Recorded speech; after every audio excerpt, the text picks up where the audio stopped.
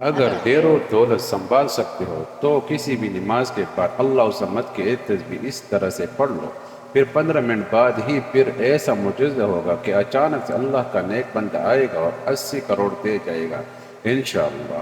بسم اللہ الرحمن الرحیم۔ السلام علیکم ورحمۃ اللہ وبرکاتہ۔ محترم ناظرین کرام، اگر آپ بھی دولت سنبھال سکتے ہو تو کسی بھی نماز کے بعد یہ چھوٹا سا وظیفہ پڑھ لے اور خود ہی اپنے زندگی میں رزق کا مال اور دولت کا طوفان لے آئیے۔ ناظرین کرام، آج کا یہ وظیفہ، آج کا یہ عمل آپ لوگوں کو چلتے پھرتے کسی بھی وقت پڑھ لینا ہے۔ یہ وظیفہ آج کا تک میں نے اپنی زندگی میں جس کسی کو بتایا انہوں نے وظیفہ پڑھا اور ان کی حاجت مراد اللہ پاک نے پورا کر دی۔ شام کو یہ وظیفہ پڑھا، ان کی ساری پریشانی ختم ہو گئی۔ یہ وظیفہ اتنا مجرب اور خاص وظیفہ ہے، یہ اللہ صمد کا وظیفہ ہے۔ ساتھ میں آپ کو 2 وظائف بھی مزید مل کے پڑھنا ہے۔ اپنی زندگی سے اگر آپ لوگ چاہتے ہو کہ غربت تنگ دستی ختم ہو جائے، آپ کی زندگی میں جو پریشانیاں ہیں، خاص طور پر آپ کی مالی جو پریشانی ہے وہ پوری طور پر ختم ہو جائے، تو آپ بھی اللہ پاک کی ذات پر یقین کرتے ہوئے، اللہ پاک کی ذات پر بھروسہ اور ایک عقیدہ کرتے ہوئے کسی بھی دن یہ وظیفہ کسی بھی نماز کے بعد چلتے پھرتے پڑھ لینا۔ یہ وظیفہ آپ لوگ کہیں بھی کر سکتے ہیں، چاہے اپنے گھر میں ہو، چاہے دکان میں ہو، چاہے آفس میں ہو، چاہے راستے میں ہو، کہیں جا رہے ہو یا کہیں سے واپس آ رہے ہو۔ اس وظیفے کو پڑھنے کے لیے کوئی پابندی نہیں، وقت کی، جگہ کی کوئی بھی پابندی نہیں۔ وہ لوگ جن کو آج تک وظائف سے کوئی بھی فائدہ نہ ہوا، جو لوگ کئی دنوں سے کئی مہینوں سے وظائف پڑھ رہے ہو، جن کو آج تک کبھی کوئی فائدہ نہ ہو سکا، یا اگر فائدہ ہوا بھی تو جیسا فائدہ وہ چاہتے تھے ویسا فائدہ نہ ہوا، تو آج کا وظیفہ میرے پریشان دکھی بہن بھائی بھی لازمی پڑھ لے۔ انشاءاللہ اللہ پاک کرم والا معاملہ فرمائے گا، اور اس وظیفے کو پڑھ کر آپ کو دعا لازمی کرنی ہے، بھلے چھوٹی سی ہی مانگ لو، لیکن آپ لوگ دعا لازمی کیجیے، مگر یہ بہتر ہے کہ آرام سکون اور اطمینان سے رب العالمین سے دعا مانگے۔ آپ وظیفے کو سمجھ لے، آپ لوگوں کو وظیفہ بتانے لگا ہوں۔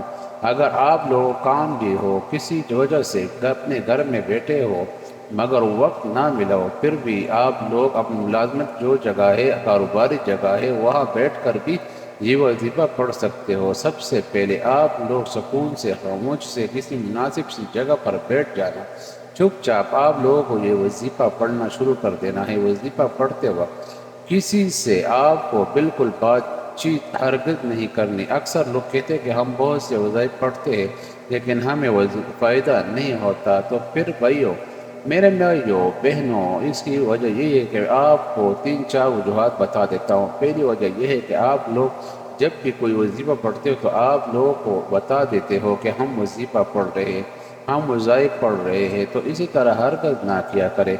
جب بھی وظیفہ پڑھ لے کسی کو ذکر مت کرے۔ اگر ہم کوئی بھی وظیفہ پڑھ رہے ہیں اور اس کے علاوہ آپ لوگوں کی جو دوسری غلطی ہے کہ وظیفہ پڑھتے وقت آپ لوگوں کی توجہ وظیفے پر کم ہوتے ہیں، مطلب آپ لوگ کام بھی کر رہے ہوتے ہو، ساتھ ساتھ فون پر باتیں بھی کر رہے ہوتے ہو، اپنے مصروفیات میں ہوتے ہو اور ساتھ میں وظیفہ بھی پڑھ رہے ہوتے ہو، تو اس سے بھی وظائف اثر نہیں کرتے۔ وظیفہ جب بھی پڑھنے کے لیے بیٹھے پوری توجہ سے، پوری دل جوئی سے، پوری توجہ سے، خشوع و خضوع سے، جس ترتیب سے اور جیسے بتایا گیا ہو، اللہ پاک کی ذات پر یقین کرتے ہوئے آپ کو اسی طرح سے وظیفہ پڑھنا ہے۔ اللہ پر یقین کامل اور توکل کا سفر بے حد حسین و خوبصورت ہوتا ہے۔ جو اس راہ کے مسافر بن جاتے ہیں، کامیابی ان کا مقدر بن جاتی ہے۔ اللہ پر توکل اور اس کی ذات پر یقین کا سفر در حقیقت دکھ بری زندگی سے پرسکون زندگی کا سفر ہوتا ہے۔ اللہ پر یقین کرنے والوں کو سکون قلب اور نعمت میسر ہوتی ہے، پھر ہر وقت میسر و مطمئن ہوتے ہیں اور انہیں مکمل طمانینت حاصل ہوتی ہے، کیونکہ ان کا یقین اسی ہستی پر ہوتا ہے جو اس پوری دنیا کا بادشاہ اور پالنا نہار ہے۔ وہی مالک حقیقی ہے، وہی سب کو پالنے والا ہے۔ جو انسان، حیوانات، چرند و پرند، زمین پر بہتے ہوئے دریا و سمندر میں بہتے ہوئے پانی میں تیراتی ہوئی رنگ برنگی مچھلیاں، ان اس زمین پر چلتی ہوئی چھوٹی سی چونٹی حتیٰ کہ آنکھ سے نظر نہ آنے والی مخلوق کا بھی خالق و مالک پروردگار ہے، جس کے حکم کن و یکون سے مقدر بدل جاتا ہے، تقدیریں بدل جاتی ہے۔ اور جانتے ہو کہ یقین اور عقیدہ کیا ہے؟ جب زندگی میں غموں کے گہرائی بادل رہو اور روشنی کی امید بالکل ہی نہ ہو، جب صحرا میں بھٹکنے والے مسافر کو ایک بوند پانی کی امید نہ رہی ہو، جب زندگی میں خزاں ہی خزاں ہو اور بہار کی کوئی امید نہ ہو، اس وقت دل سے یہ آواز آنا کہ پریشان مت ہو، اللہ ہمارے خالق و مالک ہمارے ساتھ ہے۔ اللہ پر یقین تو سمندر سے بھی زیادہ گہرا ہونا چاہیے۔ جتنا بھی مشکل حالات ہو، جتنی بھی اندھیری راستے ہو، زندگی ہو، پھر بھی توکل صرف اللہ ہی پر ہونا چاہیے۔ ایک دن اسی اندھیرے میں روشنی کی کرن ضرور چسکے گی۔ جو اللہ کے ذات عظیم پر کامل یقین رکھتے ہو، فلاح و کامیابی انہوں کے لیے ہے کرتی ہے، تقدیریں بھی انہی کی بدلا کرتی ہے۔ حضرت عمر بن خطاب رضی اللہ عنہ سے روایت کا مفہوم ہے کہ رسول اللہ صلی اللہ علیہ وسلم نے فرمایا، اگر تم اللہ پر اسی طرح توکل اور بھروسہ کرو جس طرح توکل کرنے کا حق ہے، تو وہ تمہیں اسی طرح رزق دے گا جسے پرندوں کو رزق دیتا ہے۔ پرندے صبح سویرے خالی پیٹ نکلتے ہیں اور شام کو بری پیٹ واپس آتے ہیں۔ حضرت ابن عباس رضی اللہ عنہ فرماتے ہیں کہ ایک دن میں سواری پر حضور نبی کریم صلی اللہ علیہ وسلم کے پیچھے بیٹھا ہوا تھا، تو آپ صلی اللہ علیہ وسلم نے فرمایا، اے لڑکے، میں تجھے چند باتیں بتاتا ہوں، اللہ تعالیٰ کو یاد رکھ، وہ تجھے محفوظ رکھے گا۔ اللہ تعالیٰ کو یاد رکھ، اسے اپنے سامنے پائے گا۔ جب مانگے تو اللہ تعالیٰ سے مانگ، مدد چاہے اسی سے طلب کر، اور جان لے کہ اگر امت تجھے کچھ نفع دینے کے لیے جمع ہو جائے تو یہ تجھے صرف اتنا ہی نفع پہنچا سکتے ہیں جو اللہ تعالیٰ نے تیرے لیے لکھ دیا، اور اگر سب لوگ تجھے نقصان پہنچانے پر اتفاق کر دے تو ہر چیز نقصان نہیں دے سکے گا مگر وہ جو اللہ تعالیٰ نے تیرے لیے لکھ دیا۔ قلم اٹھا دیے گئے اور صحیفے خوش ہو چکے۔ اس حدیث کو امام ترمذی اور طبرانی نے روایت کیا ہے، اور امام ابو عیسیٰ رحمۃ اللہ نے فرمایا کہ یہ حدیث حسن صحیح ہے۔ جب انسان اپنے رب پر اس قدر بھروسہ کر لیتا ہے کہ اس کے علاوہ کوئی بھی اس ضروریات پوری کرنے والی نہیں، تو اللہ بھی اپنے بندے کو مایوس نہیں لٹاتا۔ جو لوگ اللہ کے درد کو چھوڑ کر دوسروں کے درد سے مانگتے ہیں، کیا انہیں اللہ کی ذات پر تھوڑا سا بھی یقین نہیں؟ کیا انہیں اس دنیا کے لوگوں پر اللہ کی ذات سے زیادہ بھروسہ اور یقین ہے؟ جو ذات رات کو درختوں پر بیٹھے ہوئے پرندوں کو نیند میں بھی نیچے گرنے نہیں دیتی، وہ ذات انسان کو بلا بے یار و مددگار کیسے چھوڑ سکتی ہے؟ اللہ پاک کی ذات تو بہت رحیم و کریم ذات ہے، انسان کو اس کی سوچ سے بڑھ کر عطا کرنے والا ہے۔ اللہ تو فرماتا ہے، اے میرے بندو، مجھ سے مانگو، میں تمہیں عطا کروں گا، اور عطا بھی ایسا کہ انسان حیران رہ جائے۔ کیا ہم انسان ہی بے وفا ہیں جو در در پر جا کر سر جھکاتے ہیں، اللہ کو چھوڑ کر اللہ کے بنائے ہوئے بندوں سے مانگتے ہیں؟ اللہ پر یقین کے معاملے میں زیادہ سوچ مت کرو، بس اللہ تعالیٰ کی ذات پر آنکھ بند کر کے یقین کر لو، کیونکہ یہی وہ راستہ ہے فلاح اور کامیابی نصیب ہوتی ہے۔ یہی وہ راستہ ہے جہاں پر کامیابی انسان کا مقدر بن جاتی ہے، یہی وہ راستہ ہے جہاں دنیا اور آخرت سنور جاتی ہے۔ اللہ تو قادر مطلق ہے، بے نیاز ہے، انسان کے سب سے خواہشات پوری کرنے پر قادر ہے، بس اللہ کی ذات پر کامل یقین ہونا چاہیے۔ جب روشنی کی امید بھی نہ ہو، جب صحرا میں بھٹکنے والے مسافر کو ایک بوند پانی کی امید نہ ہو، جب زندگی میں دکھ اور تکلیفوں غموں کے بادل منڈلاتے لگے ہو، لیکن اس وقت بھی دل سے یہ آواز آنا کہ پریشان نہ ہو، اللہ ہے نا، وہی کارساز ہے۔ اللہ پر یقین تو سمندر سے بھی زیادہ گہرا ہونا چاہیے۔ جتنے بھی مشکلات حالات ہو، جتنے بھی اندھیری ہو زندگی بھر، پھر بھی توکل اللہ پر ہونا چاہیے کہ ایک ہی دن ایسا اندھیرے میں روشنی کی کرن ضرور چمکے گی انشاءاللہ۔ جو اللہ کے عظیم ذات پر کامل یقین رکھتے ہیں، فلاح اور کامیابی بھی انہوں کے لیے ہوا کرتی ہے، تقدیر بھی انہی کی بدلا کرتی ہے۔ اللہ کی ذات پر یقین اور بھروسہ حضرت ابراہیم علیہ السلام جیسا ہونا چاہیے، جس کے توکل کے ذریعے آگ ٹھنڈی کر دی گئی۔ اللہ پر توکل حضرت موسیٰ علیہ السلام جیسا ہونا چاہیے جو دریا میں بھی راستہ بنوا دیتا ہے۔ اللہ پر توکل یوسف علیہ السلام کو یعقوب علیہ السلام سے ملوا دیتا ہے۔ اللہ پر توکل تو شدید طوفان میں بھی کشتی نوح علیہ السلام کو پار لگا دیتی ہے۔ تو کیا ہم اپنے رب پر توکل نہیں کرتے جو ناممکن کو ممکن کر دینے کی قدرت رکھتے ہو؟ ہم ہمیشہ اپنے عقل سے زیادہ اللہ کی ذات پر بھروسہ کرو، کیونکہ اللہ پر پختہ یقین سخت اندھیری میں بھی روشنی پیدا کر دیتا ہے۔ اللہ پاک کہیں نہ کہیں سے راستہ نکال دیتا ہے، کیونکہ اللہ پاک اپنے بندوں کو پریشان نہیں دیکھ سکتا۔ وہ تو ایسی جگہوں سے انسان کو نوازتا ہے انسان کی تصور بھی نہیں کر سکتا۔ جس دل سے مانگو کہیں دعائیں قبول اور باعث بنتی ہے۔ اگر اللہ پر یقین پختہ ہو جائے تو معاشرے سے بہت سے گناہوں کا خاتمہ ہو جائے۔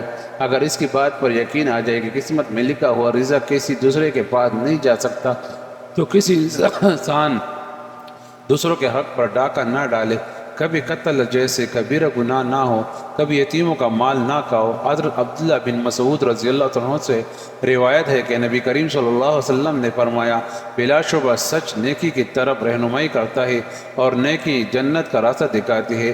آدمی سچ بولتے بولتے صدیق لکھ جاتا ہے، جبکہ جھوٹ برائی کی طرف رہنمائی کرتا ہے، برائی آگ کا راستہ دکھاتا ہے، اور آدمی جھوٹ بولتے بولتے کذاب بہت جھوٹے بولنے والا لکھ جاتا ہے۔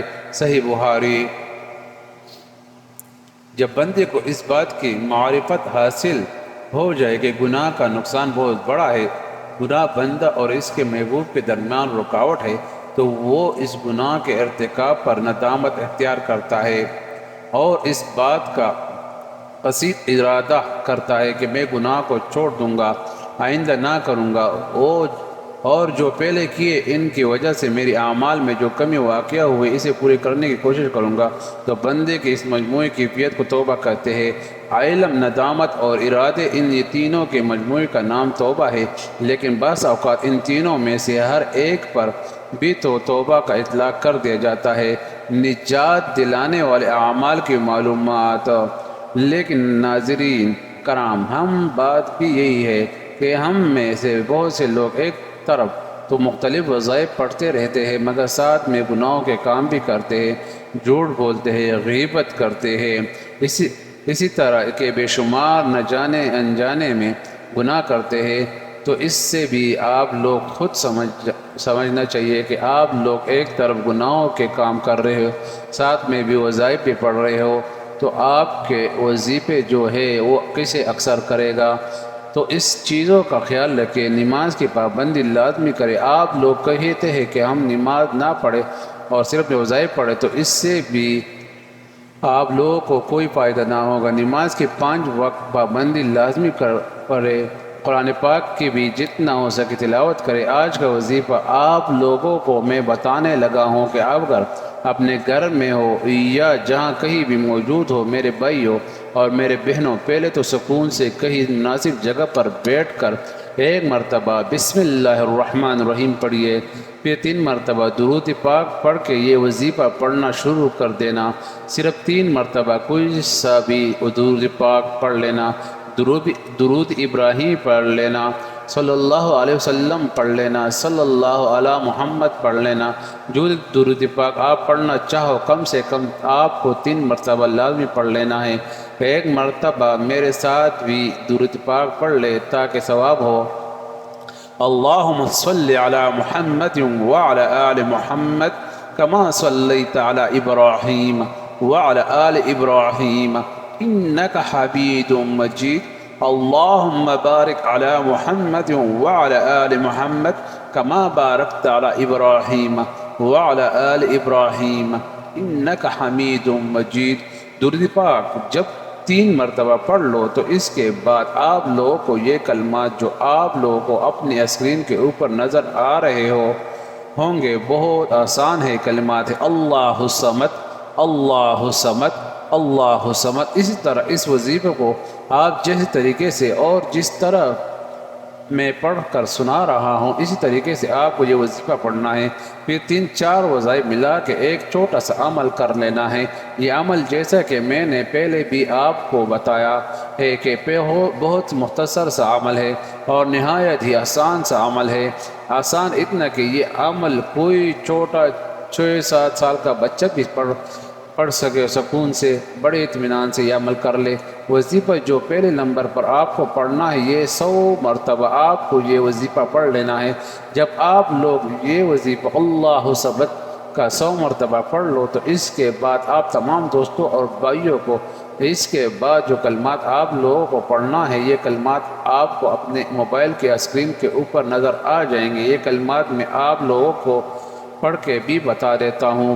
لا الہ الا اللہ یا رازق یا اللہ، لا الہ الا اللہ یا رازق یا اللہ، لا الہ الا اللہ یا رازق یا اللہ۔ ایک مرتبہ پڑھ، پھر دوسری مرتبہ پڑھی۔ آپ لوگوں اچھی سے یہ کلمات پڑھ لے۔ ان کلمات کو آپ نے صرف 33 مرتبہ آپ کو یہ کلمات پڑھ لینا ہے۔ جب یہ کلمات آپ لوگ پڑھ لو 33 مرتبہ تو اس کے بعد آپ لوگوں کو اسکرین کے اوپر جو وظیفہ اللہ صمد اللہ صمد اللہ صمد کا دکھ رہا ہوں، آپ لوگ فوراً یہ وظیفہ پڑھ لینا شروع کر دینا۔ اس کے بعد صرف 3 مرتبہ سورۃ اخلاص پڑھ لے۔ بسم اللہ الرحمن الرحیم، قل هو اللہ احد اللہ صمد لم یلد ولم یولد وَلَمْ يَكُنْ لَهُ كُفُوًا أَحَدٌ۔ اس کے بعد 300 مرتبہ استغفر اللہ استغفر اللہ استغفر اللہ پڑھیے۔